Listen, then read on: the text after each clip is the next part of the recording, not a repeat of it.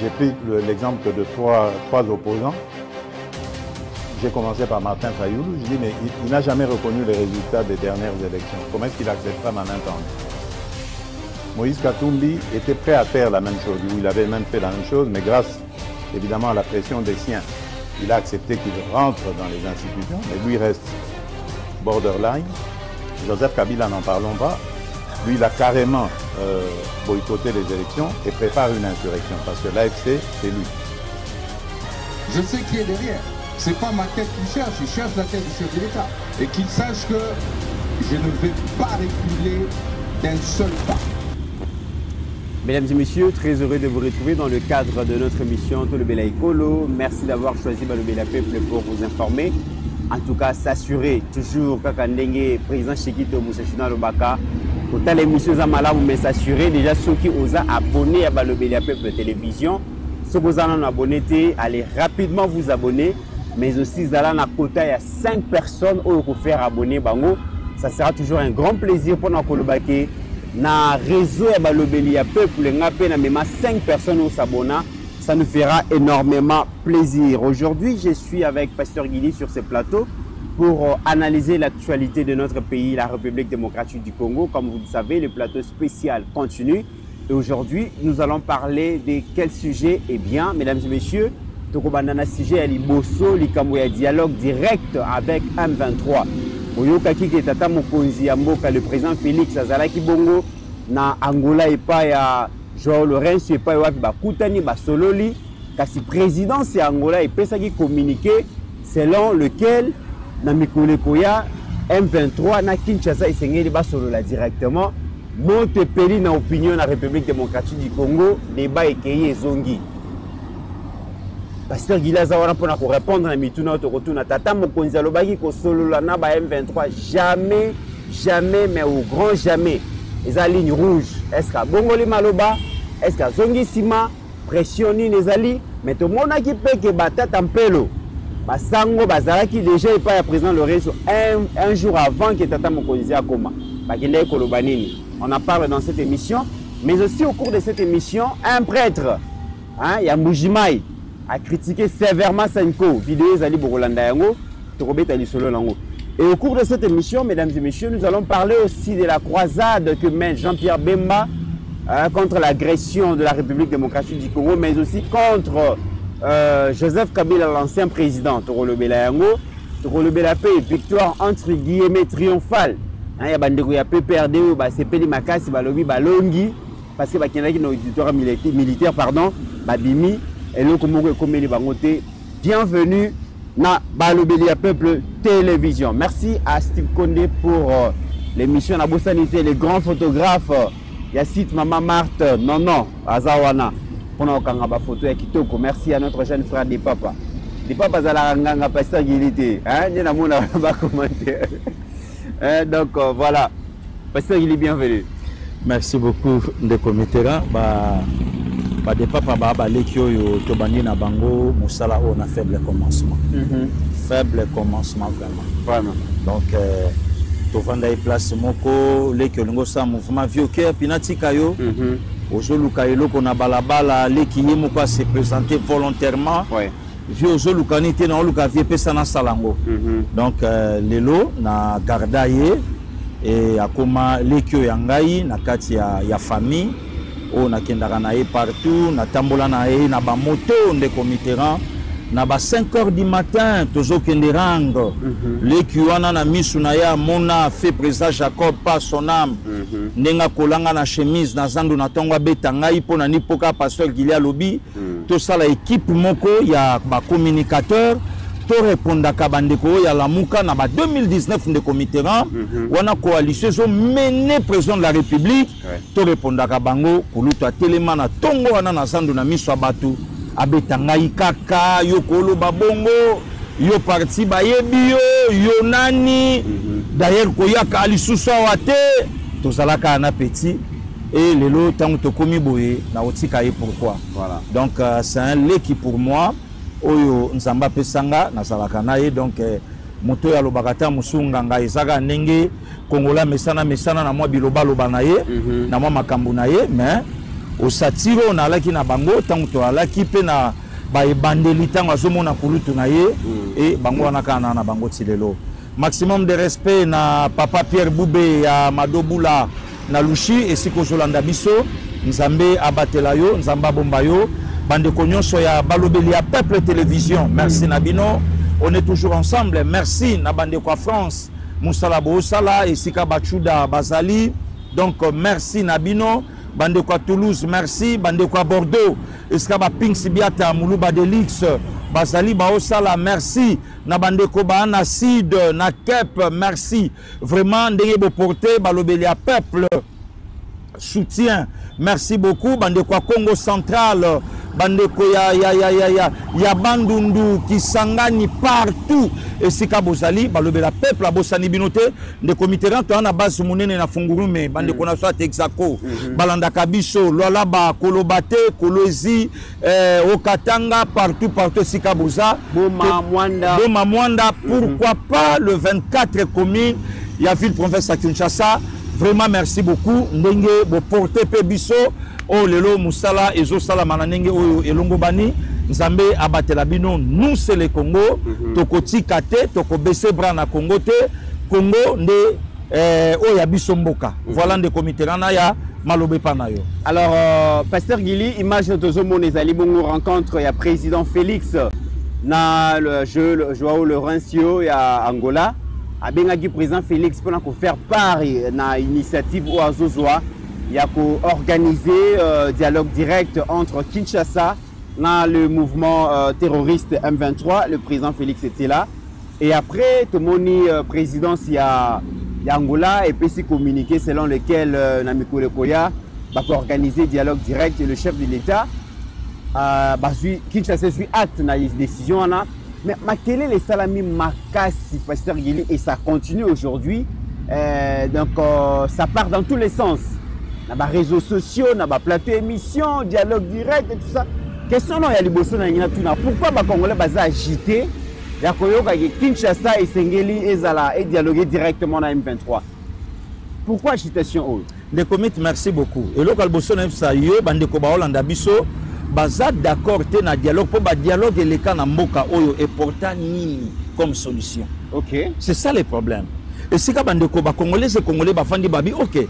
Aujourd'hui fait que le président Tshisekedi on va dialoguer pour quelle finalité? C'est ça les comités rang.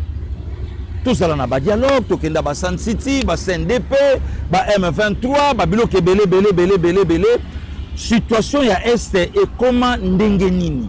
Les comités M23 oyo ya telemi lelo bandeko il faut to dialoguer na bango ba politique à Congo musuba telemi balobi vraiment pe ekoko tate na Congo sans que to zappé M23. C'est bien bon des comités mutaboité li solo fo solo là. Mais est-ce que c'est la première fois M23 a demandé dialogue na pouvoir à Kinshasa? Est-ce que c'est la première fois? Bon, sinon toujours quand mais régime le cas à dialoguer à bango. Mais ok, ce qu'a dialogué à bango, les comités, est-ce que guerre ici là qui? C'est ça le problème. Est-ce que guerre ici là qui? Bon, ce qui écoute à qui militaire, à Bengaka bango mouvement rebelle. 13 ans après, à Yokolo bango aspiration, il y a peuple congolais. Bon, les comités tout mais quand même tout solo là. C'est au dialoguer les lots. Ba dégâts nyonso oye salami. Je crois que ce dialogue est côté nanga rejoindre et bon à mon quoi likolo hein. Le lot ceux qui dialogue salami ozuba Wilingoma, ozuba Bissimwa, Henri Magie, ba kozwa. Mais la question que je me pose, et lo kaliboso. Est-ce que Henri Magie o lelo bango basana kata M23 to vanda to dialoguer to solo là mixage salama. Est-ce que Henri Magie a ba compétence nini na bomoto na yemoko o lo dia ko sata bunku mesra bumbu. Ma compétence nini? Il semblerait, je ne confirme pas, pour en avant d'en été. Il semblerait que non, aïebo komate, aïebo tangate, aïebo komate. Baloban abso babi pasteur Gili ko landandenga lo bakawanate. Pesaye duplicateur na stylo akoma babi mobulu. le long des comités bato bazoka so monter que ça la mixage na bato le quoi ba M23 Henri Magia ce bonga mon quoi mais c'est un voleur de main armée na poto akima ponani ba Roger Luma ba yebi makambo na ye mon ami mon frère Bianco Lukusa vient nga Adida ba yebi makambo ba yebi qui est Henri Magie ba yebi le lorsque to lali to la muki Bianco Lukusa ta la boye Henri Magia koma mutu momboye tout na même ata chakulenda tout na même ata baya nanga ya wenge Henri Magie na yoka akota na ndako ya Bianco abuka yiba bilamba apesaka yango musicien moko a wenge Michel wenge pa yebi na yete alata blouson na concert boye pambi la koya makambo na oloba ba wenge ya lelo te wenge le grand ba yebi masolo wana ba de la forêt ba mukulu ba garda bango pour quelques heures mutabongo lelo alongwe na ba dégâts na poto a se retrouver na est lobby papa après avoir kotangisa makila ba congolais et congolais aya jouer bonga moko boye a commis homme politique. Voilà un peu. Et en dehors, na yé de comité. Zoba lokwa bananga. On a dit ce qu'on vient pas. Le comité to me kato sola muke. Le lo zoba tu lokola ba pasteur Gili, Moussala Salaka. Peut-être le lo Congo et zo reconnaître nanu yete pas bomi makila congolais mon côté.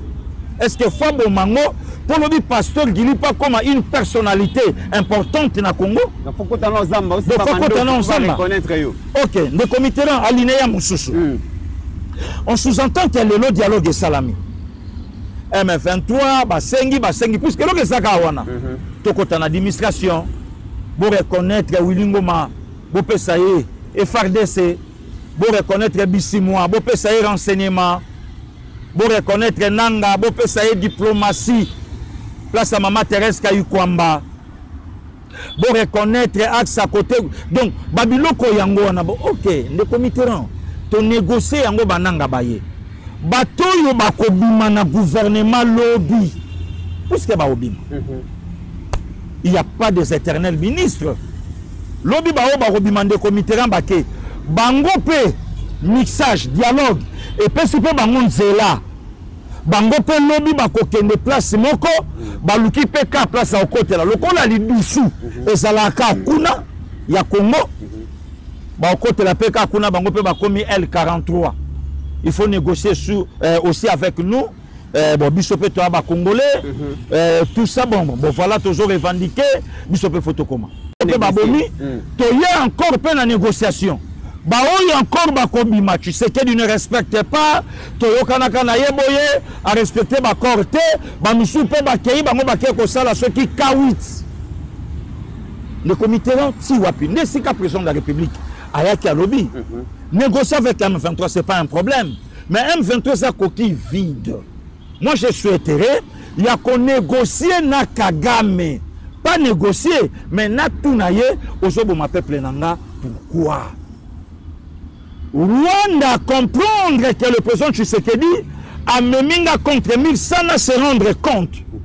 A tchenga directement na table, il y a négociation, mais il y a discussion. Kagame poutre des scampettes dimanche 15 décembre. Tout la moussia ça. Makambo yo et sali toile na réseau. Est-ce que c'est le président qui a demandé na Joao Lorenzo que maintenant je suis prêt, il faut dialoguer avec M23 pour votre information. D'abord on a eu ce communiqué au gouvernement et à l'hôpital. Pour votre information. Angola a ça la communiqué en anglais. Mboka we loba portugais. Bon ça lango comment? Et le comité pour votre information, Angola c'est une nation oyo à travers kana compte Twitter té. Bande ko ba ko ta ba vérifier. Rien à travers kana ngote. OK. Ah na ngote. Problème oyo Joao Lorenzo abengi notre chef de l'État eza yako le comité to zala na basango awa. Makele Salamaika boya obenga ngambango basango balobi non président de la République après sibiso mandat to tambola to mekato sola bana mboka bavanda autour ya table pour te discuter. Exact. Archi faux. Même démarche avec le président Joao Lorenzo le kola bino boza likanisi na bino Pour faire monter dans l'opinion. Comme nous sommes un pays démocratique, naïté moutounati libino, bossa likambuna bino binomoko. De même avec le président angolais. À se référer à Makambwa 27 et 73. Résolution, il y a Nations Unies. 27 63. 73, pardon. Oui, 27 à 73. Ok. Le président est allé à Solinaye, le président Yokiye, à Zongi. Ah bien, ok. Le président Likambu, Bino Batoboza Nango, Bossala Nege Mokomona. Mais que le gouvernement congolais a passé à Val, il y a qu'on négocier avec LM23 et à l'hôpital. Très bien. Mesdames et messieurs, pour rappel, Beaumont a quand même que Steve Kondazo l'a examiné extrait, il y a un texte. Dans la résolution du Conseil de sécurité, soutient le processus de Luanda et de Nairobi et recommande la RDC et le Rwanda à reprendre sans condition les pourparlers pour une solution politique et diplomatique à cette crise. Elle prévoit aussi des mesures pour lutter contre l'exploitation illicite des minerais qui financent les groupes armés. Et comme vous le savez, mesdames et messieurs, le Congo Tokobunda Makasi sur le plan diplomatique pour que Makambu ya Bitumba est ici là. Kasina Romeka ko Luka, je pense que dans un texte awa résolution 2773 et Nations Unies. Non, on voit quelques voilà, résolution 73 et Nations Unies. Et puis c'est une initiative quand même na médiateur à Luka, comment est-ce que République démocratique du Congo na Rwanda na mouvement rebelle va trouver solution dans le cadre du dialogue. Ils à la direct, ils à l'indirect, ils a problème. Mais le grand problème, pasteur Guillet, c'est que le président Félix depuis tous ces temps à la qui coûte ce que a jamais qu'on négocie dans M23. Et outil Kolobayango à la population, le peuple congolais a un mauvais souvenir. Il y a des discussions, des négociations, parce qu'il y a des BBC armée na biso et BBC administration na biso. Mais le président Félix Sarkozy la ndengeni parce que la pression vient de toutes parts. Na niveau il y a conseil, il y a Nations Unies, bah ko senga négociation. Na niveau ya SADC, bah ko senga négociation. Na niveau EAC, CIRGL, bah ko senga négociation.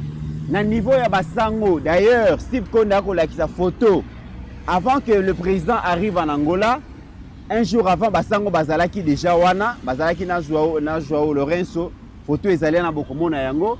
Na niveau ya opposition politique, bah ko senga opposition et pardon, bah ko senga négociation. Na niveau ya majorité, union sacrée, Kamere Aza pour la négociation. Et tata mokonzi azana aozwa pression partout aosala ndengeni azana choité ndeko Mitterrand et loko liboso fo batu bayeba ke situation oyo Congo azana ngona Rwanda eza ya président Tshisekedi te. J'ai comme impression ndeko Mitterrand na ya limbisanga on dirait batu bazui problème yango ya Congo balobi président Tshisekedi mutabanda kango asili sango eloba nango bana kin obandaki yango aussi sango ndeko Mitterrand jour pour jour 30 ans. Dans le bien jour pour jour 30 ans de commits depuis problème il y a Rwanda et Bandi Nazaï. On dirait bayi politique ya Congo bazo bosanisa makambo bazui balatisi yango mwana mboka Félix Antoine. Oh na Félix Antoine Tshisekedi Chilombo ndaye aye koloba na biso makambo biso loba na Kisasa elo ni sila ate. Voilà. Alors pour le quoi ici la photo aussi la ndeni Nana Kagame to vanda to lobana to solo la de comité na ya na betelo lokomoko to zalanga na yo na bomoi un certain 4 mai 1997 la communauté internationale a fungolaka deal que le rebelle Laurent Désiré Kabila non le président Mobutu étant malade à l'époque bavanda ba solo la sous la médiation de Madiba. Le 4 mai 1997. Ok. Aujourd'hui, ndeko Mitterrand. Et l'on connaît les Zanga Lelo, la communauté internationale, organisme nyon soana, organisation nyon soana, faire asseoir sur la même table le président congolais et le président rwandais. Vanda, mekano baloba. Ok. Tokoyi kobenga mouvement rebelle toko salaboui. Mais le président congolais a réclamé qu'avant en face, il y a le président Kagame. Bayokana le 15 décembre. La nuit du 14 au 15, le gouvernement congolais a vu déjà dans la honte que le président rwandais a osalaté. Mais comme le président Tshisekedi a le Barça Real, lobby malgré forfait, n'a pas un problème au niveau de la fédération, mais les joueurs Bola Tavares, Botine, beaucoup de terrain jusqu'à ce qu'après, je crois, 30 ou 45 minutes, chaque équipe adverse a se présenté, va déclarer un forfait et permettre Bino Bobimi de 3 points dans le bureau, va katipe bango na 3 points na nombre de matchs moko boye na amandi ba opesa.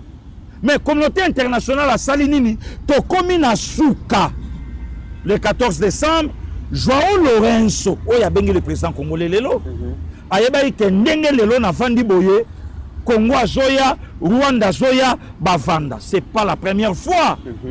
Le comité là en juin 2024 bala ikuna basola ki. Mais on est que 6 mois après, le Rwandais Paul Kagame a zalaté. Bon, ok, le comité rang.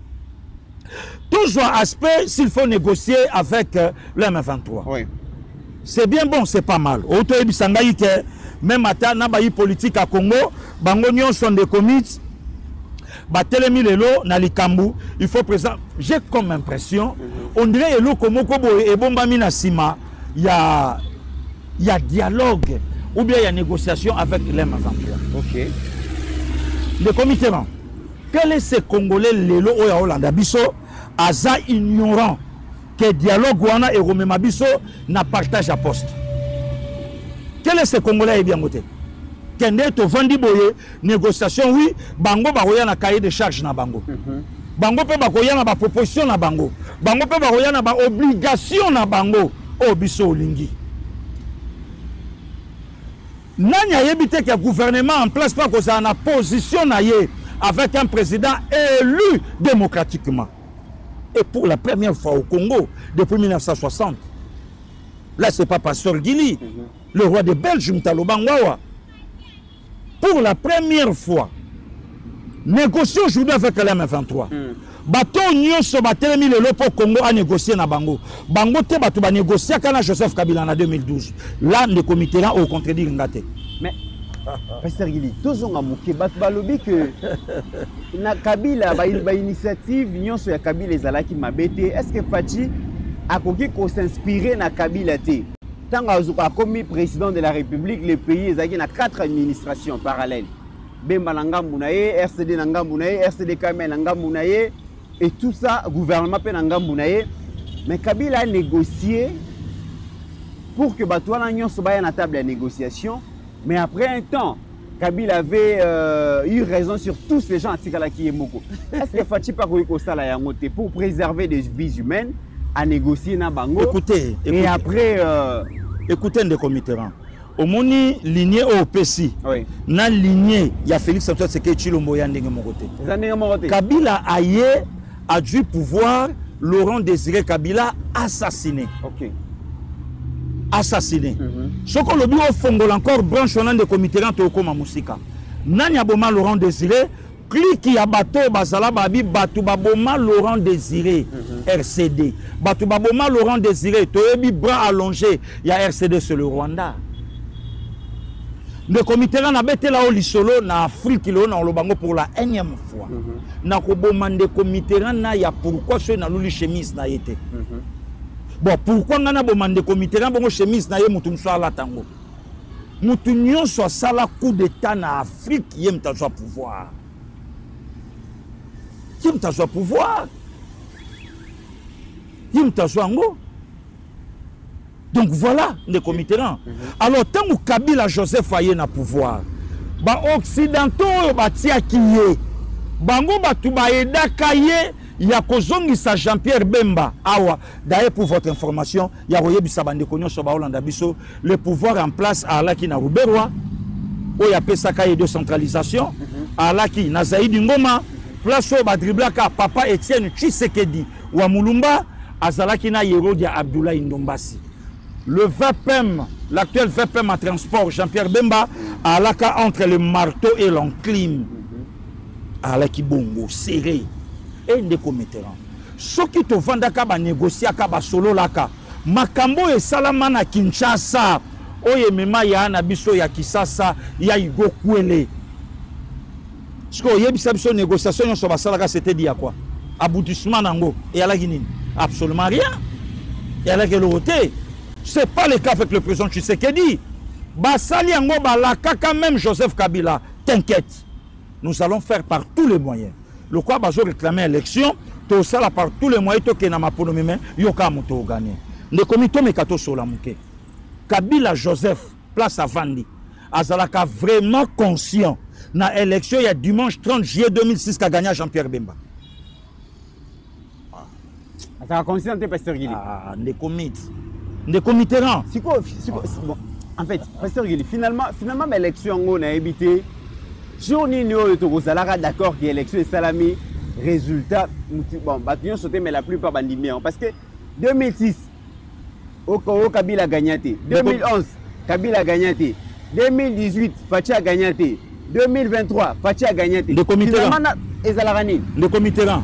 Yo kan expliquer au Mouké. Ce qui Kabila Zalaka sûr que peuple oyo bazana ye. Puisque tout ça l'élection dimanche 2006 Kabila sa sali 5 ans et demi na pouvoir. Kabila y na pouvoir officiellement jeudi 26 janvier 2001. Première élection Congo à ça c'était dimanche 30 juillet 2006 5 h 30 Kabila tika lobala na population ayebayi Kabila avant yango même de comité aux d'accord nanga Kabila memi biso ba kinois na foire internationale ya Kinshasa fiki en sigle a memi biso wana Kabila laki biso ba biloko o yemoko ayebi ke akokisa ngo parallèlement oh yemo Kabila yebi ba université ba route secondaire ako relier Congo na ba route ako sala boye ako tonga boye wana 2006 mais comme ce Kabila yeba ke a gagné l'élection en 2006 Kabila ngaki ma débat contradictoire avec Jean-Pierre Bemba ba congolais kutu ba sengi ba lobi débat wana ezala na lingala po mama oya osala kwanga na bumbu ayoka bato mibale bazowela bokonzi o biso to opesa ce Kabila là ici les commissions na ebike na opasser classe na okima session pourquoi puisque na tengi yango mais Kabila monaki face na ye lingesi mbate parce que azalaki non na difficulté à Koloba et puis Bemba déjà banego sala ba démonstration ba calcul na ba RTNC bané déjà ko bangisa bon seconde comité là muto azala non na difficulté à Koloba ba congolais ce que ba voter là qui nani non peut-être azamakasi na mathématique mais azamakasi peut-être na pratique mais c'est quoi pratique ango to mona ki ango te Jean-Pierre Bemba calme ne commit oyebi Kabila o to affronter na 2018 na Kabila 2006 ya la blague te Kabila 2006 ton maîtrisa qui était bato ba d'accord nanga Kabila kuta 2018 a sali mélange tozo moni na banzela mais Kabila 2006 babimisa ba photo abako soki safari ya manche courte Kabila il y a 2006 avant il y a premier discours na sur l'état de la nation na tribune des Nations Unies to lela Kabila il y a 2006 avant 2006 de comité na oloba na yo ke ha na yebite lelo na plateau na yo ce na oloba nini de comité monde ba pourquoi ba Jean-Pierre Bemba tala congolais falo baka merci na tata oyo c'est un congolais vrai to kozala na ba divergence na biso ya ba camp politique ya ba makambo ebele mais Kabila ya 2006 oyo Kabila ye ko luka Jean-Pierre Bemba na tongo na 7 h du matin Jean-Pierre aolala ba ebise ba bi Joseph Kabila alibanda oh non na ye natala yo omoni to aba na mboka maponomesa na ngwelo roté oya kolonga te asunga muninga pourquoi puisque ba occidentaux ba yebisa Kabila ke to komisa yo légal officiel ozwa te biso ba to sala makambu tout to fanga à l'époque à Koko Swing Oyebi de comité makambo salama papa. Donc au Monaco awa to na biso na besoin ya cause la résultat est monani. De commission ka cria ba congolais azamo na Congo. Siko au contraire azamo na Congo ezani. Azamo na Congo, Azamo na Congo. Donc il y a là qui signale voter mon mboka. Le comité là, to comment le 30 juillet, Moula et Beta, na yoka Moula et Beta Congo Mobimba, mais biso na kin, Moula et Beta Kisasa Mobimba. Batu babima bakenda bafuta. Résultat to yebi, Jean-Pierre Bemba na ba donné na yetu à main, basala ou basala via Kenda si ces pays. Toye na 2011. Ce qui Kabila eba ike makambo ya la kabiso na foire akokisa kiango entre 2006 tu na 2011 Kabila anga kima élection na deuxième tour comment le 30 juillet 2006 a kimi débat contradictoire na 2011 a boye élection et le Canada deuxième tour abi a problème en mbongo abi mbongo zay na mbongo te ko organiser élection dans un pays sous-continent tel que le nôtre ça demande beaucoup d'argent fallait faire de l'économie Pasteur Gili. Le comité là, Batubaza, o Bayebi. Bayebi même Makambeleka na Pullman. Ndenge batu mususu bazwa ba mbongo ndenge toyoka po andi makaka ke Kabila Kabange Joseph élu président de la République. Yoka scénario basala. Na 2006 akimi débat contradictoire, na 2011 pays ezana mbongo te, moi eto le Canada deuxième tour ezate, na 2016 pays ndezande na mbongo te, ata tour moto sate. Situation malais vous se dégradez malais petit à petit. Vous mettez dans l'élection liboso balobi débat contradictoire exact. Mais toqué na deux tours. Allez, toqué na deux tours quand même. L'élection mususu bon débat contradictoire exact deux tours exact. Deux tours exact.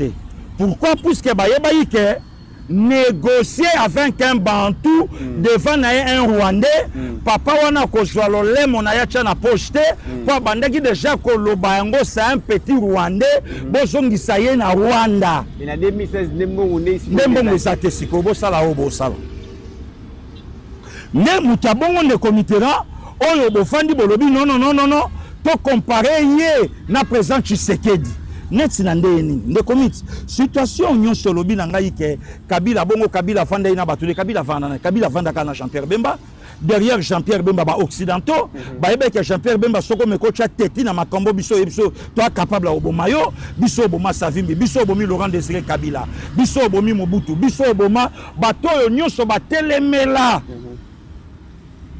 ba intérêt na biso biso boma bango même na bamboka oya bango biso boma bango intérêt na biso au Congo c'est Joseph Kabila un mercenaire un pion du Rwanda du mercenaire non un pion du Rwanda et ya ba occidentaux au Congo parce que yo Jean-Pierre Bemba au kolingate to négocier na yo pour to manipuler yo ndenge to manipuler Kabila yo ezala kaka semblant mais c'est pas le cas avec Félix Antoine Tshisekedi Tshilombo. Le comité là na ya même le lot. Ndengo yambinga na plateau na yo le 12 mars. Ndengo yambinga na plateau na onde comité là. Yebisanga que ces politiciens congolais le lot. Alali à la mouki campagne ou sans campagne à ko faire face même la première tour pour que na deuxième tour na Tshisekedi. Très bien, parlons-en. Pasteur Gili Jean-Pierre Bemba na buta zaki na buta lobby na baouele je pense c'est pas ya Carole Aguito la sénatrice à lobby et le remoko à lobby na simbaka mandoki na 1998 parce que ba Rwandais balinga to comme esclave na bango ndé on a simba mandoki.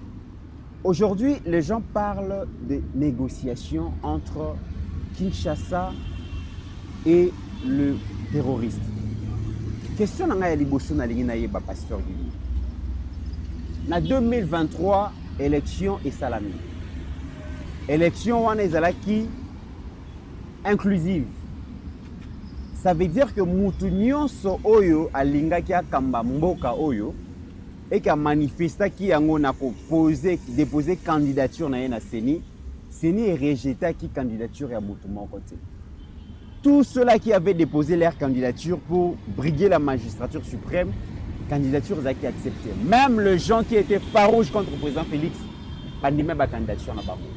Et ceux qui n'ont pas participé, ceux qui n'ont pas pris part dans l'élection en 2023, ils ont bango morone balinga qui notamment famille politique ya Kabila. Aujourd'hui que le peuple s'est prononcé, ça fait 2 ans que le peuple s'est prononcé.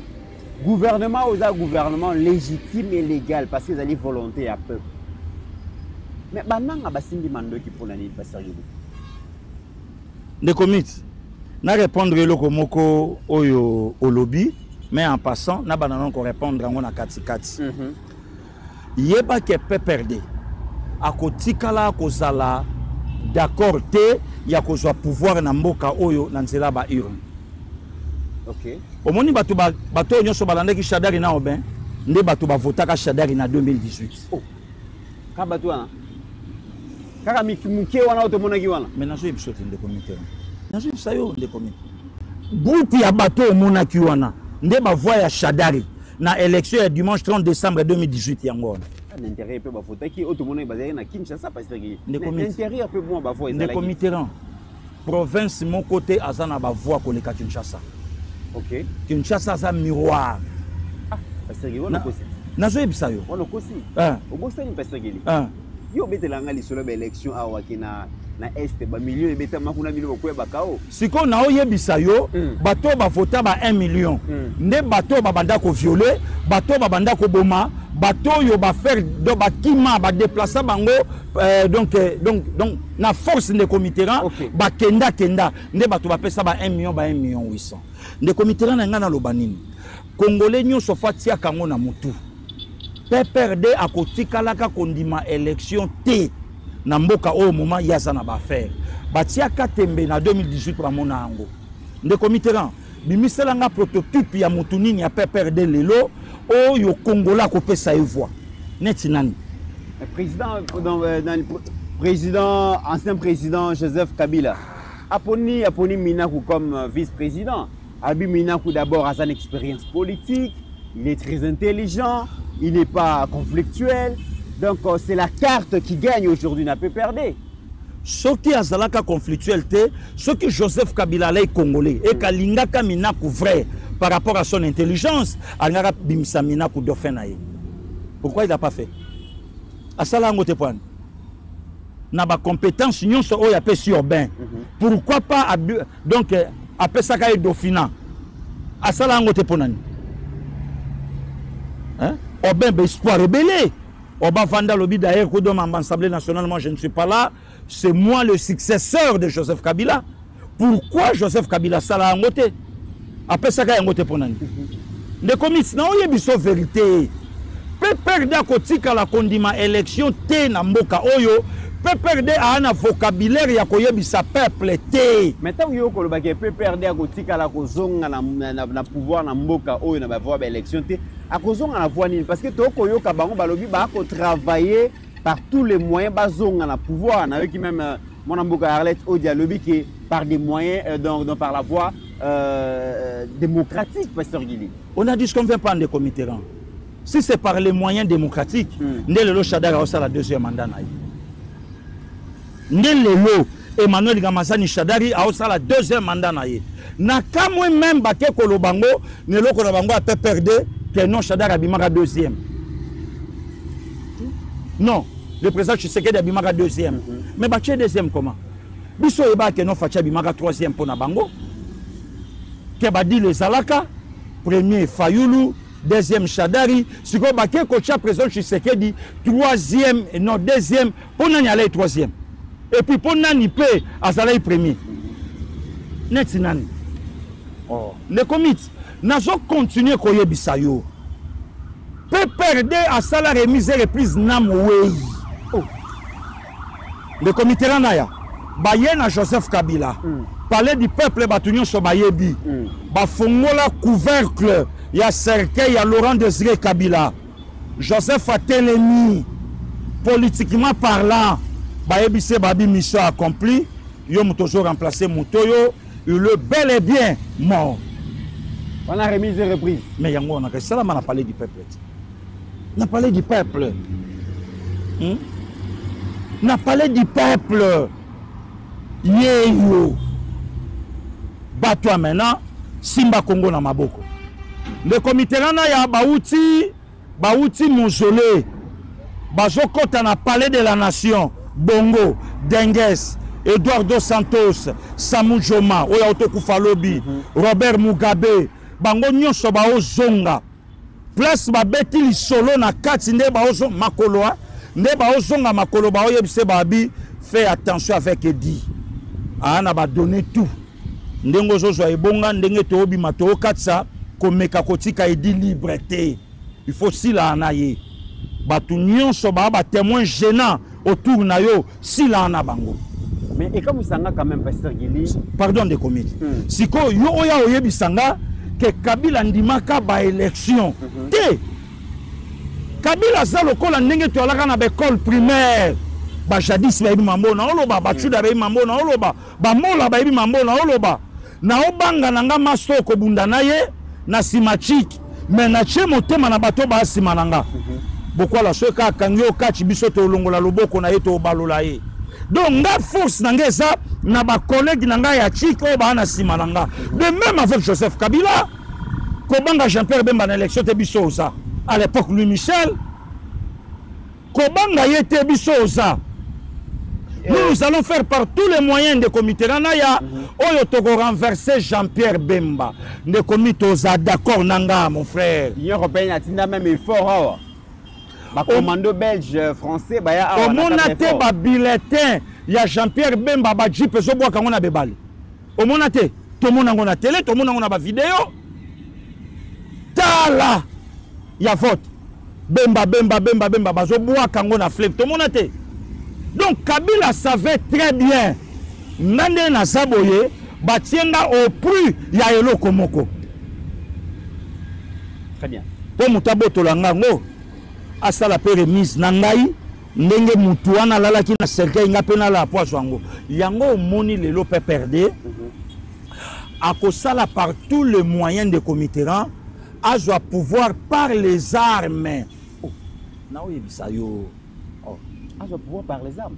Ne comite. Na o continuer ko yebisa yo hein. Omoni erreur monumentale Kabila sali. Kabila fallait garder calme. Oyo batu mususu babenga qui est recteur ya université Kara. Oyo batu mususu babenga qui est le charismatique. Oyo batu mususu babenga qui est quasi silence. Oyo batu mususu baloba ine le silencieux. Pacho Muluba. Oyo batu mususu baloba ki loba ki na ye. Mais curieusement a brisé silence na ye par une sortie de Comiteran. Oyo et bomi même na silence nyonso ya sala tandane. Et bomi yango. Maintenant le président Tshisekedi. Bato yo bakanisa que le président Tshisekedi alobaka makambo yo et ananzelate. Ils ont vite compris que c'est un fin lin diplomate. À l'obisi Kabila, non seulement l'obisi, mais à l'obisi makambo est un non-sens. Avant de évoluer, parce que allez-y, allez-y, allez-y. Oui. Et Edi Kapen quand même un témoin clé à l'assassinat, il y a Laurent Désiré Kabila. Et si Joseph Kabila serait impliqué dans cet assassinat, ça veut dire qu'il n'avait pas la raison de garder Edi Kapen en vie. Il a géré le pays comme en 2018 et il avait la possibilité de faire taire à jamais Edi Kapen. Pourquoi Edi Kapen n'a vit-il alors qu'Edi Kapen a quand même un secret d'État où ils ont peut-être contrarié. Le comité là, pourquoi Joseph Kabila a ordonné qu'il ait procès sur la mort de son père? Le comité là, on a la TV. Oyebi combien de bateaux basana ba poto, combien de bateaux basaliawa, ba benga kabiso pona ba bien ya batata na bango. Mais papa déjà parti, papa déjà décédé. Pourquoi? Puisque tata nanga, hein? Combien de bateaux ba benga abiso? Famille ngengele ya wato sola na bango. Mabele ya tata na bango, matata sombango indignement. Ba sola na biso. Ba Dede Ngengele, ba Willy Ngengele, ba Mama Aurélie Ngengele, ba Zaibele, famille Ngengele, ba na papa Ngengele. Combien ba benga abiso? Mais pourquoi pas Joseph Kabila a eu ce courage loana? Il a coordonné, bon, que d'accord, même nga, na posana ba vérité sur la mort de Laurent Désiré Kabila, qui est mon père, qui était même mon père. Le comité en silence radio. Sinandenge toleki. Zéro. Le comité combien de batouba na poto? Ba maman, ba papa, ba yaya, ba si amibali bandeko. Papa akufa, maman akufa zalate. Ba kenda okundaye na Congo central par rapport à tribune ndenge zalaka. Mais mutauta poto atika malili andima ya zwa mutuka akende kotala esika oyo géniteur na ye a opema. Combien? Le comité na betelo lisolo makambo na oloba ya nanga sino mubi azana kisasa yebi yango ya shiki yebi yango fe nanga bayilo kanto yebi yango. Beaucoup là okende poto na viva la musique pour la première fois par son nom Papa Wemba na 1980. Oyebi ka batan kalandenge zalaki. Beaucoup là sur le vieux Kester, le King Kwamambo. Alors bien Kwamambo ke etika nga la cimetière à Gombe na kende na la kamama ke na ju visa na okende poto na bana ya batu. OK. Ngana otala ina obana. Beaucoup la ke baluki aye komona la ki mama bi mama pesanga makasi nazo voyager na bana batu na ke na bango poto obatela patati patata. Et quelques années après tokomi batu. Papa Wemba boti bana ba boti ba asimbi ba koko mais beaucoup la embeli mama na ye. Maman soko sala eka na bomoyi. Ajo papa Wemba yemba nzembo wana. Il fallait que maman nyondo sala. Engelo bake moboti na ngai ya otika la ka moboti. Mais eloko nini a empêcha na Joseph Kabila, lui qui a dirigé ce pays pendant 18 ans de comité Ranaya. Congola tikala koyeba le vrai assassin Laurent Désiré. Congola tikala koyeba le vrai assassin il y a tant tité baboma débat la bout portant la louchi. Congola tikala koyeba le vrai assassin ya bande kona été aimé Kabila na mususu wana. Voilà le comité là. Ndana koti ka pouvoir telelo Congola comme on le kana TV a comme au sala bo été donc mission ba pesanga ekokisa mate. Yango lelo zomona Jean-Pierre Bemba Mutoyo a travaillé na Joseph Kabila ayebe. Ne comité na continuer koloba pour la énième fois émission lelo ya mbinga. Batuloko ba Jean-Pierre Bemba folo ba na bango merci. Jean-Pierre Bemba a travaillé na Kabila o ayebi ke moindre pépin na Oliama. Kabila ayebi ke Jean-Pierre Bemba ande kona yete, mais Jean-Pierre Bemba ayebi ke Félix ande konanga. Non, il y a une vérité. Tu rejoins Jean-Pierre Bemba wana. Mais avant de évoluer, Steve Kondi, est-ce qu'on peut avoir la réaction du gouvernement à travers les porte-parole Mama Tina non, porte-parole au gouvernement Excellence Patrick Mouyaya. Tolanda extrait. Écoutez, merci pour la question.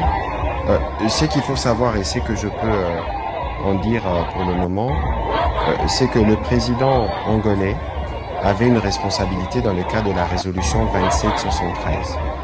Pour ceux qui n'ont pas lu, je souhaiterais que les gens lisent, parce que c'est lui qui est le médiateur principal dans le cadre du processus de Luanda. Et il a invité le président de la République aujourd'hui pour lui faire part de l'initiative qu'il a prise. Donc il faudra attendre prochains jours de précisions qui pourront être faites sur comment cette initiative devrait se faire. Donc nous reviendrons pour vous donner des plus amples détails dès que nous les aurons. Écoutez, merci pour la question. Ce qu'il faut savoir et ce que je peux en dire pour le moment, c'est que le président angolais avait une responsabilité dans le cadre de la résolution 2773. Pour ceux qui n'ont pas lu, je souhaiterais que les gens lisent, parce que c'est lui qui est le médiateur principal dans le cadre du processus de Luanda.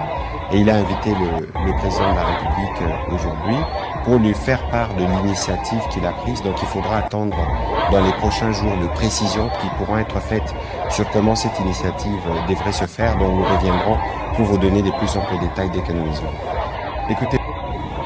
Bon, Pasteur Guillet, tu as aussi porte-parole au gouvernement. Dans une question, lelo nanga bazo senga nini revendication na bango izanini parce que tola muki oh mauvaise gouvernance, corruption, tola muki oh baba nyamulenge baza marginalisé, tout ça finalement on ne comprend pas dans quelles sont les revendications. Le comité qui ne musika te présent ou to lo bango le 22 février na cité de l'Union africaine. Alobi bango ba patin. langage oyo bango baa nango na monoko oyo batie bango kotia bokende boloba boye bokende bosenga boye bokende boloba boye mais le décideur eza bango te nga na souhaité na discuter na maître na bango qui est Kagame pas bango mais maintenant qu'il faut d'accord nanga Rwanda ke ba propos ya non nanga pardon ba propos ya nanga ya liboso ezanini asa contenté na dislocation ya coalition FCC cash ba propos ya nanga ya liboso yango wana nanga d'accord te comment président Tshisekedi a koki ko rejeter FCC ndengo wana il faut basala nde loko kake pesa président Yaseni Asima Mandoki azala d'accord te nanga komi nanga lobi peuple azo souffrir peuple a mon apasi il faut libérer peuple mais peuple okuta o souffrir na nzala selon nanga kuta bo ma peuple on ande na minduki le libérateur azonyoko la kutu koleka lisusu donc les kabato a bengani. Le comité, tu n'as pas vu la vidéo bazo longo la bana na biso ya classe bilamba. Basina mi bali place monko. Au monde qui ngote. Vidéo bana na biso ya classe. Bazo longo la bango bilamba na bana ya mi bali place monko. Alors vidéo katana ki na bongo suite ya la gini. Hein? Le comité. Non. Parce que les place va libérer biso bazobo to la biso ba bituka ba bien nyonso. Le comité na zoya. Nanga ki alobi peuple a souffrir. Tribalisme za makasi. Donc nanga zoya même na ko libérer biso na tribalisme. Nanga zoya. Mais nanga na comité makila ba Congolais. Autrement la deuxième vidéo il y a pas longtemps, bon YouTube a Pierre HD Nzelate pour Alexango.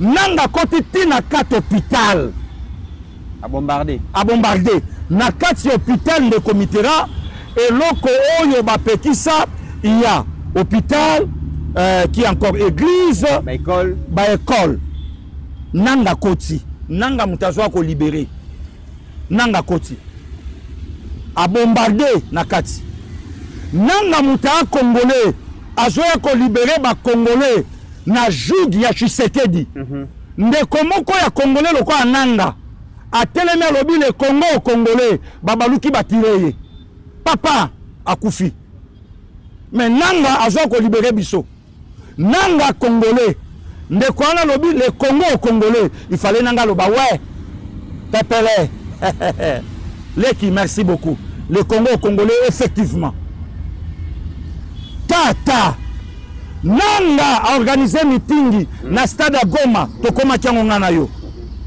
ndeko moka oteka mo biloko na epa bikisa libota abinga na okene meeting te nanga juye na batu na ye mosekwa fimbu ndeko abimi makila na zolo na matoi aki hôpital suite toyeba te ba ordonner kuna muto ameka kotia makolo te na caméra po azwa ndeko wana en image nanga zoya ko libérer ba congolais.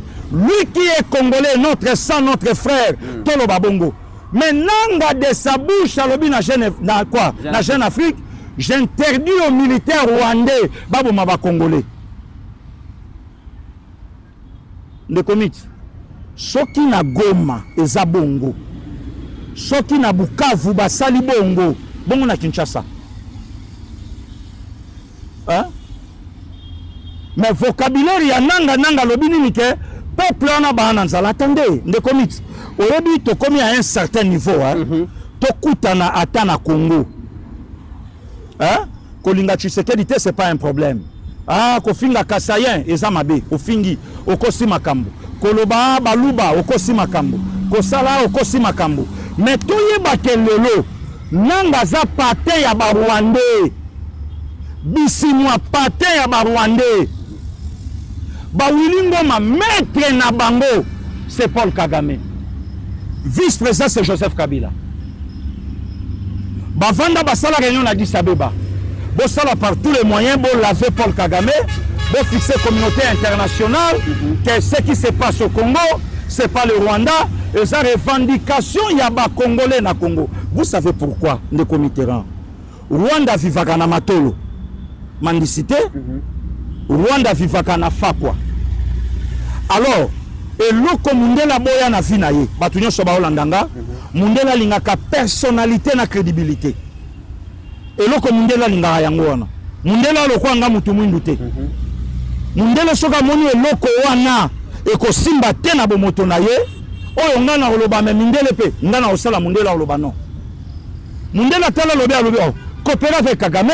Kagame c'est un voleur, Kagame c'est un sanguinaire, biloko Kagame azozwa, yango Kagame azwa côté que la biso et aussi mbaté. Moi je dois me débarrasser, wana Mundele, je dois me débarrasser de ce monsieur. Or, les Congolais de mauvaise qualité, ba yokani ba sololi, ba lobi to nettoyer Kagame, to laver. Sa communauté internationale que c'est pas Kagame et sa revendication la biso otoye mais ba yebite que avant nanga batanga kombo na ye avant bisimo batanga kombo na ye avant ngoma batanga kombo na ye Kagame asa banda koboma ba congolais Kagame boma même na 3e président de la République congolaise. Mais est-ce que le pasteur Gili tant tozo kende na dialogue et à la volonté il y a résolution, il y a conseil, il y a sécurité 2773. Mais Mokonzi Mboka qui est déjà en position de faiblesse. À perdre Bukavu, à perdre Goma et qui s'engage tout qu'à les menacer, le chef n'a pas le choix. Donc pour protéger son pouvoir, il ne peut que négocier. Et aujourd'hui, il est en position de force, pasteur Gili. On a dit ce qu'on ne fait pas en décomité. Négocier pour quelle finalité des comités? Qu'on négocie, c'est pas mal. Qu'on négocie, c'est pas un problème. Mais ceux qui t'ont négocié, t'ont quoi aboutir na nini? Puisque Makambo, tout le monde a barré, mais ma présidente, tu sais qu'elle dit Lelo, tout le monde a Kabila, tout le monde a Laurent Désiré. Laurent Désiré a tanga combo, oyo mwana na ya tanga te. Balobi basango na Vital Kamerhe, babimi gagnant, ba battre pasteur Gili. Bango bazaki pour un dialogue, babi basango ba pour la rater. H la exception quand même image wana o bazaki na Lorenzo babi basango ba pour la rater et na yoki batu musu balobi soki dialogue esili esengeli ba pesa pasteur Gili trophée moko au pasteur Gili ko décerner yango na Abbé Cholé ya zali pacificateur. Ndeko Mitterrand ngana Cholé to sala musala moko. Mais il a gagné yo ya non. Dialogue, mais Monseigneur Abbé Cholé a gagné ngaïté. Abbé Cholé a porte-parole. Yabaini ya Congo, Ndana a porte-parole ya Congo. Na yoki même na masolo, je ne confirme pas. Mukolo Goma et Tomba, Abbé Cholé a CP là. CP là? Oui, ça. Pour l'anniversaire. Ndekomita Hollandana. CP là pour l'anniversaire. Tala, Ndana le roi Muto a sakoya na moto. Ndekomita Osaka 5 ans. 5 ans de prison. Donc frôler 5 ans. Babi Chola CP la beta mawa abibo ito kende bien. Tokini bien. Ndenge to kende boy eko mema mokonza mboka na négociation to mekato solo la. Non il ça yo gagner ni pasteur Gili particulièrement. Ndeko mix. Pour na moni ku ba ça ba sacrifice le ba Cholé bazola kisana monde na ba mbongo que problème ya Rwanda na Congo eza problème ya Tshisekedi na Rwanda. Ndeko mix nga na Kinois nga na Koliawa. Peut-être que Chola là quand à Vatican. Na 97 na là 23 ans. Nazo tanga déjà à Nandolo na Mushetu. Naza parmi batu ba pesa ba rebelle bidon ya mai ya komela. Baye zamai baye. Kaka ba meli. Kaka peut-être que Cholé à là quand à Vatican. Ne komi singana na batu na yebaka. Batuna sola na bango bakufa na masasi awa soko tuni mwana nyonso ngiri na kwa ya nyangara croisement nyangara sayo toala na muninga na biso moko ya famille ya Malonga bijou makambo na lo baba ninga tu ba matima chuda ba master tu ba na poto ba yebi mister wana babomaye na ingende na biso sayo birmani oleki parcelle bakaluji lupango elanda ki na famille Konde muninga na biso babomaye na masasi. Si le Rwanda ofutisa Congo 60 millions le mois, il y a des militaires qui sont awa. Bongo ba Congolais oyo baboma awa. Banzete, bantaba.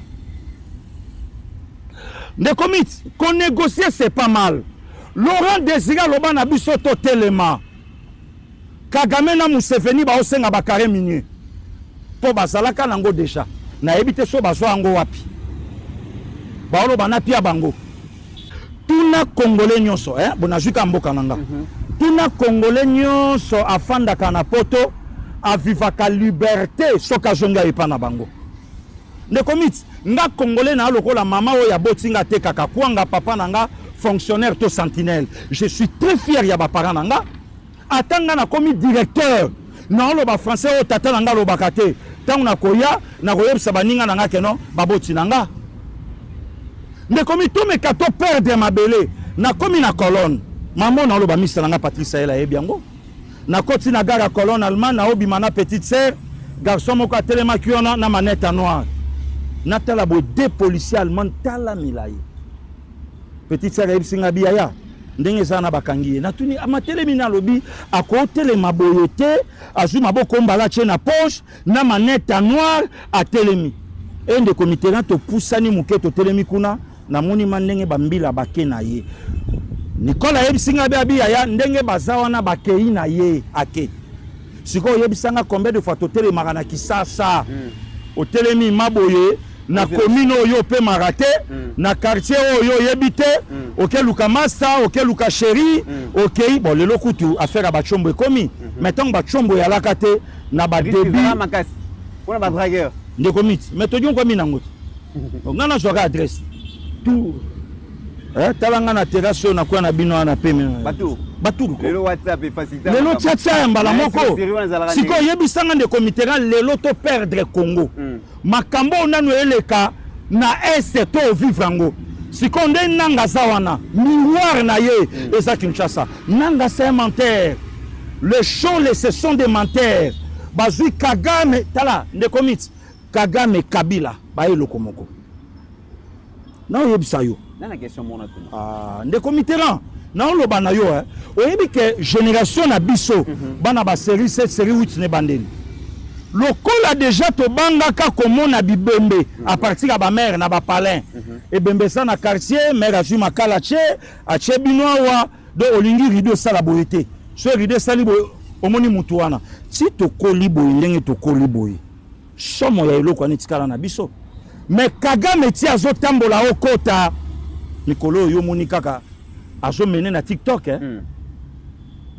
Kagame nengo moni azobina Kagame ma avandako asimba ma roquette abindenge azo ezokita deux chefs d'état ba na kati ya Burundi na ya Rwanda na obeta ngo ba okufa matanga moki ezokota na Afrique ekoza biso même 10 jours pas betiam nde Kagame mtaolinganga congolais Kagame mtaolinga fachi au moment que l'intérêt na eza menacé ndeko mit na otanga ba kombote moni mikolo yo batu ba dongolo misu ba vandi ceux qui ayoki Sahel alobi boye yoka nanu mutatanga mite oyo 8 ans de prison donc kaka ko loba ya pamba 8 ans pasteur Gilinga sali boye aosa nanu 5 ans après ake 8 ans yoka baza déjà na ba nombre de mbula auto sala batu lokwa bananga ba sholi yebisanga laisser passer nini ba shole ba lelo partout ba koma kan kenza lobi ango. Est-ce que ça mauvaise foi que lelo boy Laurence Joao a lobby esengeli bon donc na mikolo ko ya to initiative pour que to donc to mener dialogue direct entre Kinshasa na ba bangundi ba bozui at ndeko mi non bobi bozotala ne non ndeko mi tera basango bazo initiative bolobio mamba basango etali biso te eza initiative na bango moko de comité archidiocèse na confiance na basango archidiocèse ya tozana confiance na bango bako luka pe médiation wana tokozala na confiance sango azaka mutuneti pasteur Gili pasteur Gili ya la tarasutani bon mamba na sa sutano mbatieza mbatieza na sa sutano ça fait 20 ans kamba eza na sa sutano masolo ezaka chikite ndeko mitera 15 ans ya théologie ça fait que le quoi combattre des personnes ça la 37 ans d'élite yesiko nde ozabu ozala mama na Gilia na biso na palais officiel yesiko officiel ya chasteté siko yo ke na ba kopo luka bala ya sali vers pauvreté vous en ndenge moko te quand même pesa Gilia le comité même na tentula ngana shole tokokan ngana mbongo tokokan tozana bango na kini metala lèvre metala ngai oyebi na bane 85 ba mère ba alaka na poso moko bando chela biso na madesu soki mère na mbongo musunite bando benga ngo poso mère ko cha na madesu abalo ndeko mitera aussi sabadi aussi si madesu poso na bando banda ko nyata na isilika te ezaka eza nde bambebo na biso mais tala bashole pepele nde komi tali ko simba via batute omoni mikolo bango nyonso ba caméra na bango komi fixer kaka pa balobeli ya peuple nali ko simba te mais est-ce que parole à bashole les évangiles tala ndenge shole a répondre ka baninga na ye ozomona sans verset biblique voilà répondre un verset biblique kasa musel na nzambe te albika kanke nzazama ye l'été ya leki kanke il faut essayer le gouvernement est là quand même muto essayer la zala ya leki bishop kankenza na nini shola leki bishop kankenza na nini peut-être la crédibilité quelle crédibilité oh ya nango crédibilité ni nana yebi mamushola loba na mboko yote combien de fois shola kosi mamba lokuta sango bongo sango nani ndeko Mitterrand basango basalaka oyo ya vélo père Jambote mbote bana père Jambote na moni ekomi liseki père Jambote okozwa ye gogo aujourd'hui ce n'est plus le cas mais nazo biso bosembo ndeko Mitterrand il est comment nini ndeko Mitterrand ni ba problème te na ba problème te ndeko Mit okota mana palema bozoka madonki nzembo mopao madonki bien babora okitsa otali vidéo moko ebimia na net te wana problème te mais soki alaki ya pasteur Gili olinga koyoka ngomboka sango mana maser suka na dio ndeko Miti mamelo akei bon sango azobenda bek mamelo boyebi makambo ndenge ni tomona ngo donc problème eza Chole ambongo basisa makambo eza na diocèse awa. Très bien. Mais quand même nalingito soit Abbé Blaise qui parle de la Senko. Hein, ceux qui tokoki kolanda extrait à Abbé Blaise par rapport à Senko comme ça to kozonga to continuer. Merci le comité. Je m'excuse, mais notre église est trop entrée en politique. Nous avons quand même trop exagéré. Si on cherche, toi tu es là, tu es chrétien, tu veux chercher le point de vue de la Senko sur l'Immaculée Conception. Tu peux trouver ça. Le point de vue de la Senko sur la Sainte Trinité. Comment est-ce que la Senko nous explique aujourd'hui la Sainte Trinité? Nous les Africains, on dit, voilà ce que la Senko a donné comme enseignement sur la terre. On n'a pas. La déclaration de la Senko sur la sorcellerie. Quels sont les enseignements de la Senko? On n'a pas ça. Mais on a seulement déclaration de la Senko politique. C'est bien, mais c'est pas bien. L'église, oui, elle peut parler de politique, mais c'est pas ça. Il y a des gens qui ont fait les séances politiques, qui parlent d'histoire. Nous pouvons intervenir pour interpeller, mais c'est pas autant. Vous voyez, par exemple, moi, quand je prêche ici, tous ces temps-ci, je vous ai parlé de Jésus, non? Vous n'avez pas vu? Tous ces temps-ci, j'ai parlé prière, foi, réussissez dans la vie, allez de l'avant. C'est maintenant que, en parlant des sens de la foi, je suis un peu entré en politique. Et parfois, mais vous sentez que je suis dans mon thème. Donc, comme chrétien, vous pouvez sentir ça. Cela ne vous décourage pas. Comprenez que l'Église elle-même a enseigné que vous avez le sens de la foi. Vous pouvez vous-même distinguer. Non, mon Église, bon, c'est mon Église même. Bon, ça va. Padre Pio nous a dit, on ne souffre pas seulement pour l'Église, mais on doit apprendre à souffrir par l'Église. L'Église aussi peut nous faire souffrir. Ici. L'Église du Congo, je m'excuse, mais notre Église est trop entrée en politique. Nous avons quand même trop exagéré. Si on cherche, toi tu es là, tu es chrétien, tu veux chercher le point de vue de la Senko sur l'Immaculée Conception. Tu peux trouver ça. Le point de vue de la Senko sur la Sainte Trinité. Comment est-ce que la Senko nous explique aujourd'hui la Sainte Trinité? Nous les Africains, on dit, voilà ce que la Senko a donné comme enseignement sur la terre. On n'a pas. La déclaration de la Senko sur la sorcellerie. Quels sont les enseignements de la Senko? On n'a pas ça. Mais on a seulement déclaration de la Senko politique. C'est bien, mais c'est pas bien. L'Église, oui, elle peut parler de politique, mais c'est pas ça. Il y a des gens qui ont fait les séances politiques, qui parlent d'histoire. Nous pouvons intervenir pour interpeller, mais c'est pas autant. Vous voyez, par exemple, moi, quand je prêche ici, tous ces temps-ci, je vous ai parlé de Jésus, non? Vous n'avez pas vu?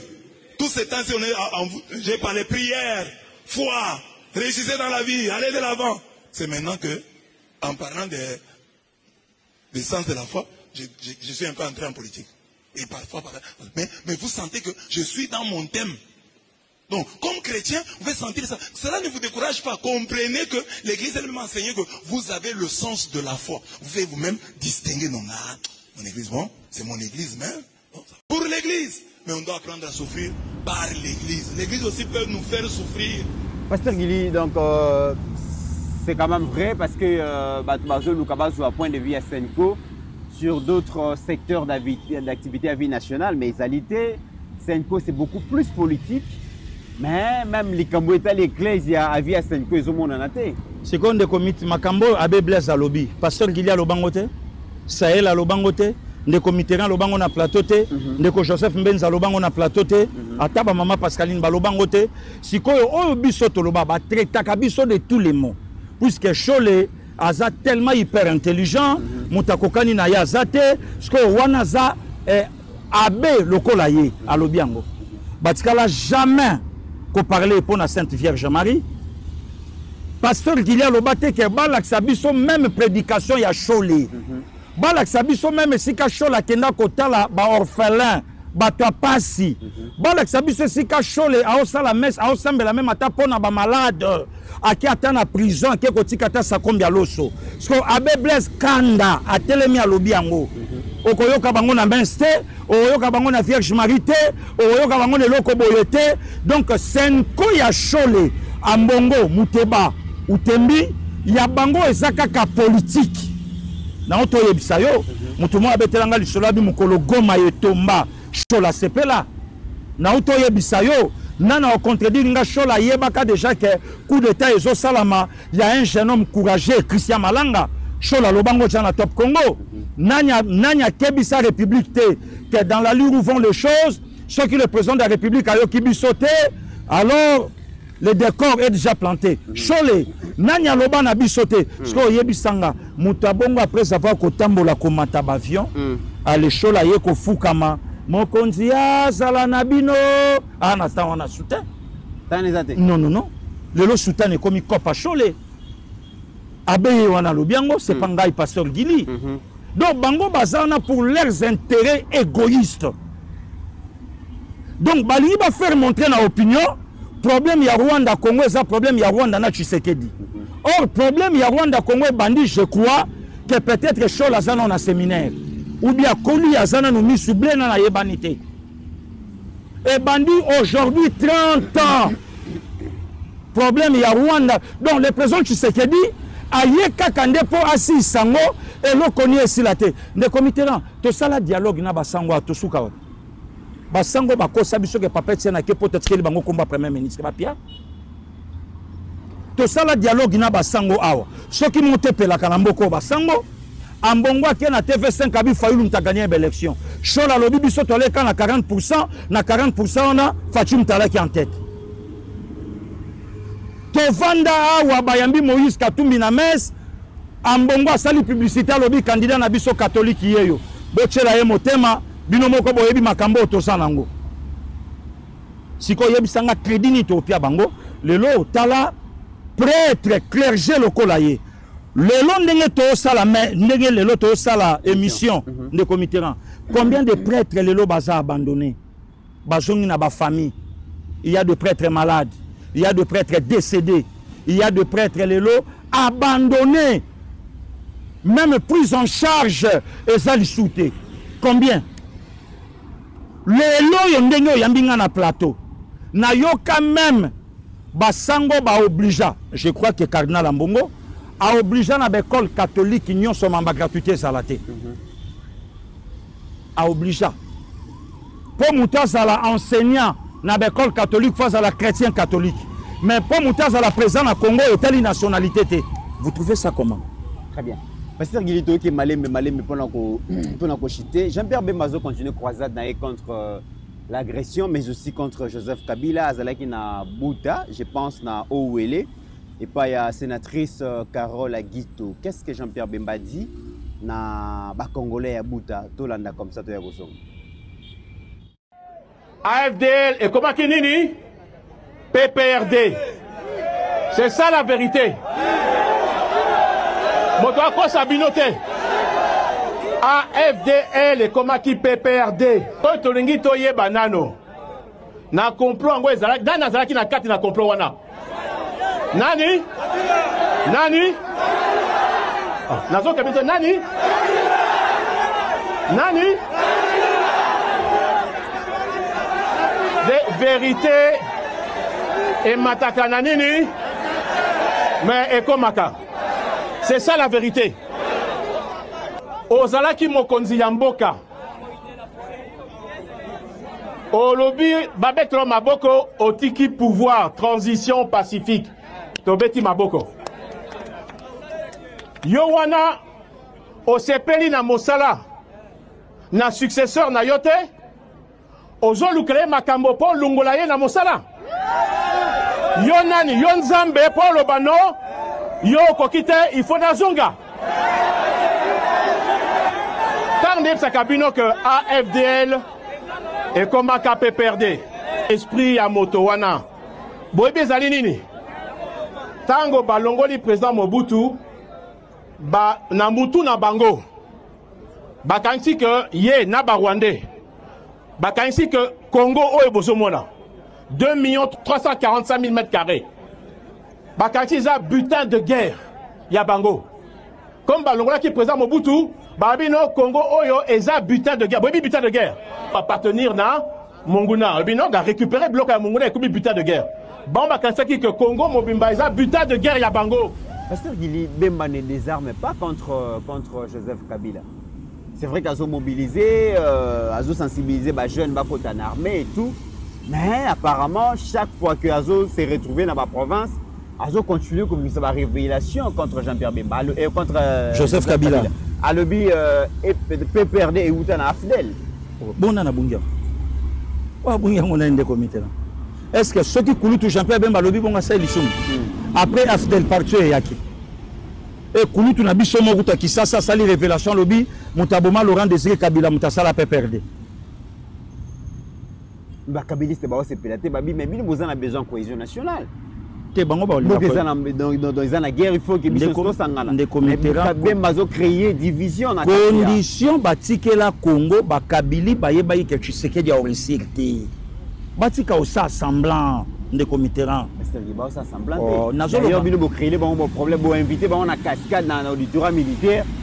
Balobi, Boluki, raison, Boluki, créer des infractions, Boluki, Makambo, Miyandeng, mais la Kisibino quand même, qui va les Mingi, tellement intelligent, pour boutiquer Makambo, Nabino bien, te bango sur Babimi, donc tout le monde a qualité. Le comité, au moins, peut perdre l'élo. Ce qui est arrivé à que Tshisekedi ya na bokonzi na place à PPRD. Bongo lelo mandat ya Tshisekedi si là et que PPRD mutazonga na yebisa ko kende tozawa te. Ni tozawa. Le comité là. Yoko Ondima, ancien gouverneur ya Congo central, gouverneur en fonction. À Lomé Congo central nam cortège. Aye a komi Kisasa. Congo central les autres qui est gouverneur à Koufi. Moi si naba na baye régime central babi cercueil to fongolate. Ma piqué crise. Donc je tiens en bien. Et ça ka arem que ça na motema. Mais cercueil té. Et puis tu es obligé bino correction à Congo central te ba kundao. Tout le monde a mambo na pouvoir na bango. Chebe à Koti na la police na 11h30. 11h30. A saleli madame message.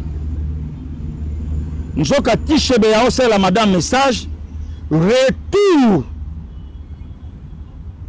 A comméli madame na commissariat. Madame a télé abi oeze comméli mutunangate.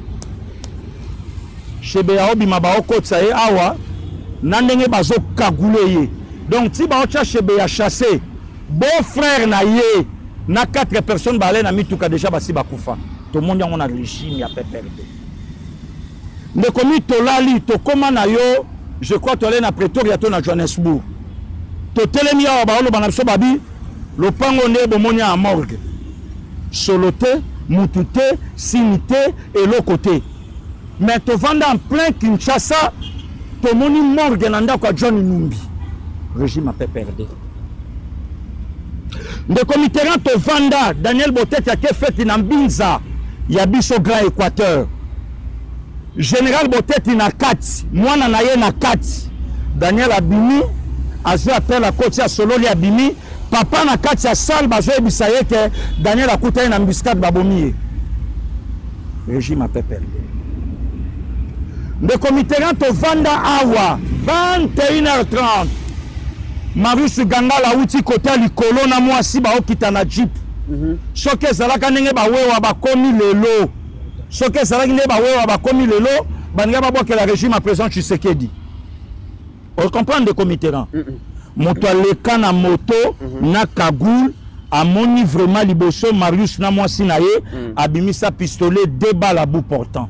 Na misu ya mwasi ya Marius Gangale akufa KO régime a perdre. Parce que les photos il y a Martin Fayulu oyo na Franck Diongo. Martin Fayulu abimi mutu musu mupanzi na Franck Diongo la pole baby na makila il rappelle la roni. Nazoya de commis pardon na lina lobela mambo a sérieux po ba to perdre ba di ba sala ko copier moi leçon. On comprend de commis. Awa na Mombele confrère na yo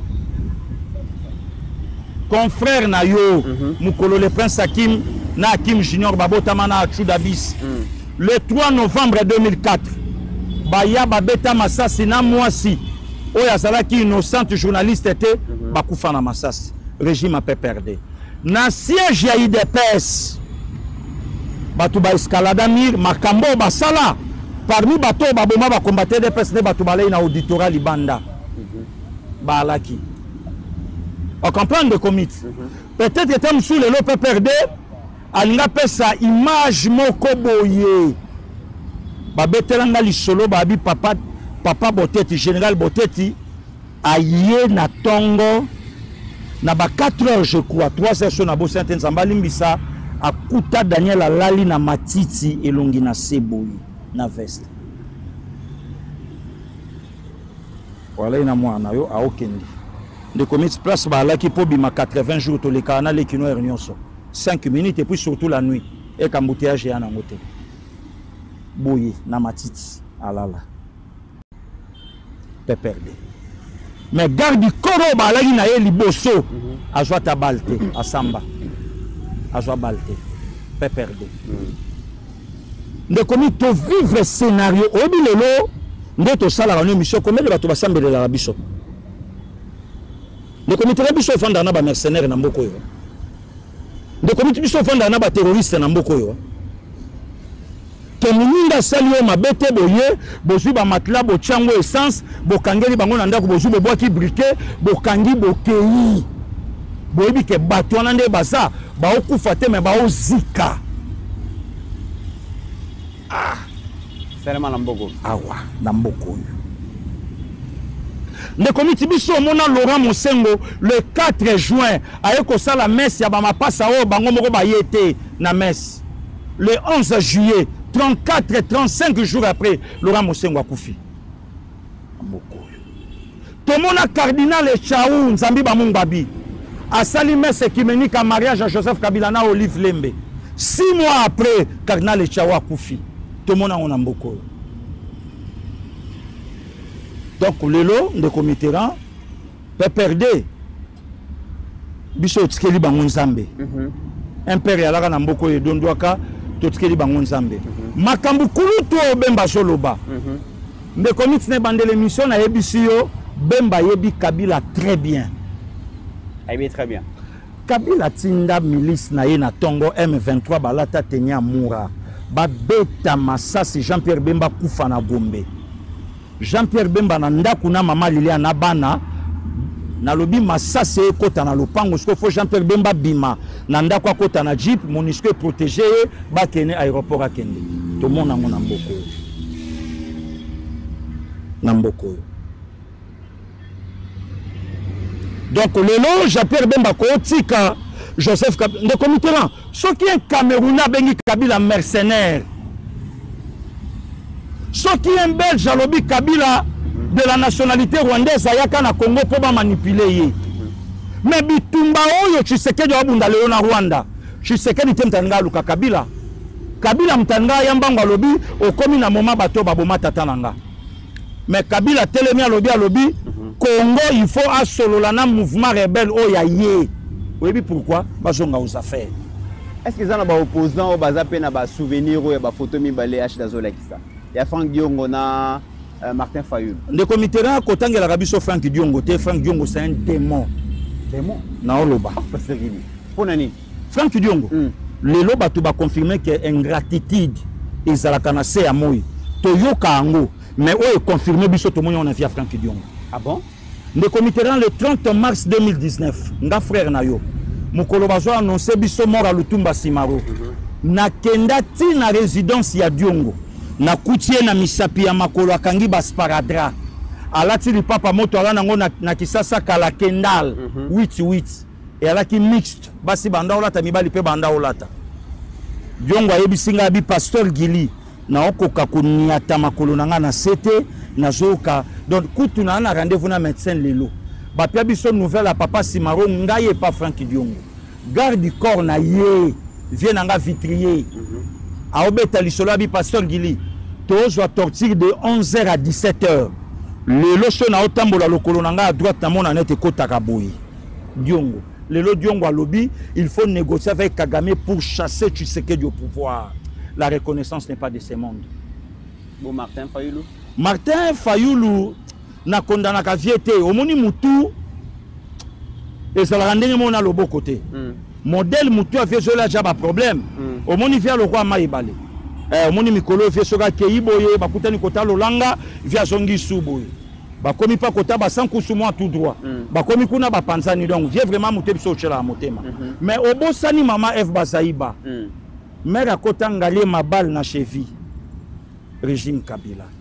Donc de comité lelo ba congolais nyonso to ana défi. Ya kotia musika ya Congo. Kabila n'a pas perdu. Très bien. Ce qui Kabila n'a pas perdu. Bakoka ko expliquer biso les vrais assassins. Il y a Laurent Désiré. Bon Kabila prendre soin na biso ba congolais. Na yo ki Kabila lobby akati betid na ye. Pour aya alande la situation Congo. Mais ce qu'on de comité là tout na bata pas perdu. Kabila kati betid na ye pour alande la makambo le kana Congo Kabila zapi. Ni mo kaibi place azali. Je vais alande lango comment? Togomi na suka pasteur Gili. Alors mais na lingi na eba, qu'est-ce qui se passe na Katanga? Le comité na yo ki la biso vidéo wana. Tolanda extrait vidéo wana en 1 minute on va conclure. Tolanda yango. D'ailleurs vidéo wana ozomona que na kati ya camion, bon, ba chauffeur ya ba grand car ba remorque. La plupart ils ont expatriés. Bana mboko esengeli bazala ba chauffeur tolanda yango Steve Konda zo like yango toza donc bana mboka bazoluka misala comme ba chauffeur ya ba remorque. Bonjour les Congolais. Mais la plupart ya ba camion wana ils ont conduit na ba expatrié au baza bongo na certificat de travail à Ouizalité, baza enregistré. Mais curieusement, bakangi somalien moko aza chauffeur na revolver. Ne commit pardon. To comment na Afrique du Sud. Bandeko nyonso ba kombolaka na balabala. Oyo ngana to ko sala ngona kisasa te. Afrique du Sud aloba il faut zala ya mboka wana kokomba. Israël, la plupart des chauffeurs taxi, baja renseignement. Mais lelo na Congo précisément na Katanga, ba Ougandais, ba Tanzanien, ba Kenyien, ba Somalien, ba djihadiste. Lelo bango batu ba okumba ba remorque na Katanga na plaque ya Congo. Association ya ba chauffeur. Ba kotisi memo na bango et pas Jacques Yaboula et Keti et pas général Edi. Ba yokani bango moko. Balobi to banda ko contrôlaka ba remorque oyo ba paya ba okumba. Curieusement, ba koyi na Somalien wana na kati ba vérifier ba koutier na GP na kati. Tu te racontes. Et puis ba bizaka wana kaka te ba ka ezebele. Eza ebele ndo moni bande ko ba bengi biso, balobi na biso, ministre intérieur tala makambo. Gouverneur à province botala makambo. Mboka nini oyo lelo ezopesa bapaya bibonga koleka bana ya mboka. Mboka nini nde komiteran? Hein? Lelo yo ndenge tozanga na yo na Kinshasa. Namona ka gouverneur Daniel Bumba tambolaka ba 4h 3h du matin. Est-ce que gouverneur Daniel Bumba a saleki tout au long ya matete? Amona ba mitu kamine na leki lobi na moni ba clôturer. Ba clôturer kana terrain triomphal. Soukanango ba Rwandais ba bimi wana na mandoki. Est-ce que gouverneur Daniel Bumba à ça qui a venu à sport entre Asosa, Bimati na Sayo, et si quand maison communale à Kassavou Beza, à mon andenga venu en ekoma, na mituka gauche-droite. Est-ce que gouverneur Daniel Bumba n'a dit yeli? Basi basali tour à Kinshasa na Butu, ba contrôler ba souciate. Batala ndenge mitukeza. Atana kikuita wanzele komi muke po ba remorque ces autres éléments. Inga na biso esikale kinanga beni azali. Inga na biso longwa na kwa joelite komati na conteneur babenga conteneur. O tcha lokolote ba mituka et donc eyebana sens te eyebana forme te. Babilo konyo so babomba na kata mituka na toyebi. Bakolo mituka na toyebi bango. Le comité na ya yaka na ba première yawa. Bima mata. Na monaka gouverneur alobaka ronde nanga na osana ba 4h du matin. Bon, tonga sala ba ronde na ba 4h du matin. Amemela kabiso nini. Le comité là le lota na Katanga. Hein? Wana sikoyo ba civil, ba chauffeur biso nyonso na Afrique toyebi ba somalien Moussa Basalaka. Le grand djihadiste en Afrique, ba somalien. Bakangi na GP, bango batu ba otambola nango, bana mboka bango na bafandi. Ne commit, il faut tout ça la politique ya lisu likolo ya lisu. Bato nyonso zomona na politique ba yebi ke peuple tilelo azana président Tshisekedi. Si qu'on faut tout ça là par tous les moyens. Oui. To déstabiliser Tshisekedi na nzela ya peuple pour to kozwela ye. Ne commit na betelo lisolo. Beringa uto beta match moko lobiao. OK. Batu ba obima na stade quel que soit résultat, babandi koyemba muto ya zana este aya po baluba babomeli biso imana. Ne commitera à titre d'information. Origine ya imana ezo Équateur na Mujimai, Kasai. OK. Dering eza club ya ba Mongo na club ya baluba. Makambo na olo babato ba yebi histoire. Bameka bakota batuna 20 clubs sous ça 20 clubs et donc Beringeza Équateur Kasai na Basango sous ça 20 clubs et ça bandundu le long de comiteran tangu yo sangisi batu na oki groupe bande kwa nyonso bayembaki bana yolo. OK. O sangisi bango lobi bayemba ke baluba babomi imana nanga yaka. OK. Génération baleki wana nyonso na mona ki balimbisanga na 1997 bazalaki ma batute ndenge batumsu bazalaki bayebi oyo Rwanda salaka wate bayebi te une fois Rwanda ici peut-être stade wana ba okotango lisute. Deuxièmement de comiteran Léopard azo banda ba match na yekala mingi te na ba marsa watitoke soki lelo bakangeli biso stade wana à cause de comportement oh lelo bakomo pia biso moyena 100 francs pour batu mutaza na guerre na ye na un certain Paul Kasembele un Kinois azana ba guerre alobi moyena attaquer Paul Kasembele zate na bomba manasima ba jeune pour ba yembela Paul Kasembele. Est-ce que c'est la première fois Paul Kasembele a dirigé des rings? Ce qui réellement batu ba histoire. Oh, c'est pas la première fois parce que c'est pas la première fois a dirigé déjà. Ngana le comité là ngana za imanya ya famille. Biso ba mongo même na ba tante na ba père biso deringe ya lokwa famille donc na yebi mamba imana na ko bunga ngo lelo ndenge mutu ekoti na mamba mboka. OK. C'est pas la première fois. Nana yebi Paul kombo ya Paul Kasembele na dering début l'an 2000 ba imanya ba osa d'accord nanga.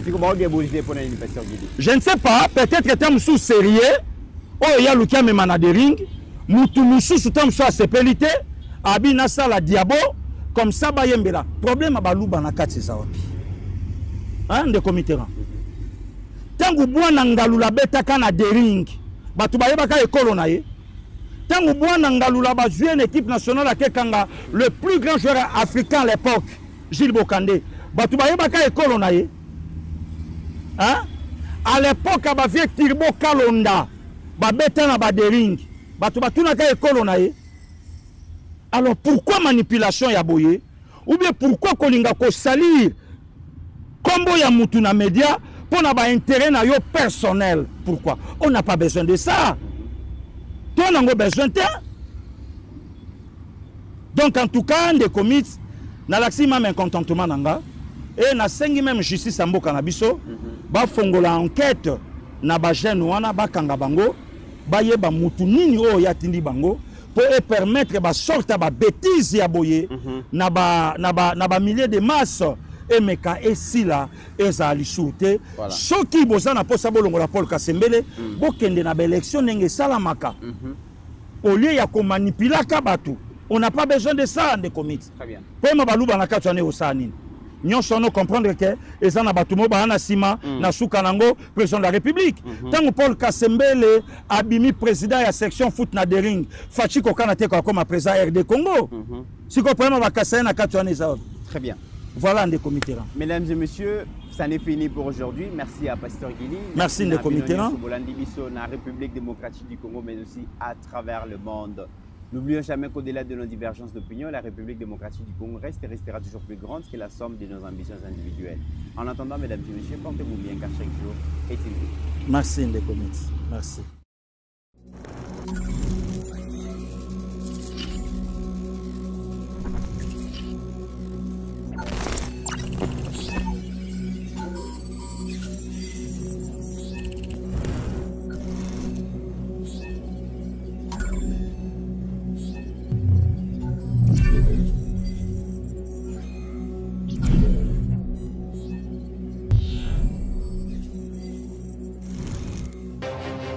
J'ai pris l'exemple de trois opposants. J'ai commencé par Martin Fayoulou. Je dis, mais il n'a jamais reconnu les résultats des dernières élections. Comment est-ce qu'il acceptera ma main tendue? Moïse Katumbi était prêt à faire la même chose. Il avait même fait la même chose, mais grâce évidemment à la pression des siens, il a accepté qu'il rentre dans les institutions, mais lui reste borderline. Joseph Kabila, n'en parlons pas. Lui, il a carrément boycotté les élections et prépare une insurrection parce que l'AFC, c'est lui. Je sais qui est derrière. C'est pas ma tête qu'il cherche, il cherche la tête du chef de l'État. Et qu'il sache que je ne vais pas reculer d'un seul pas.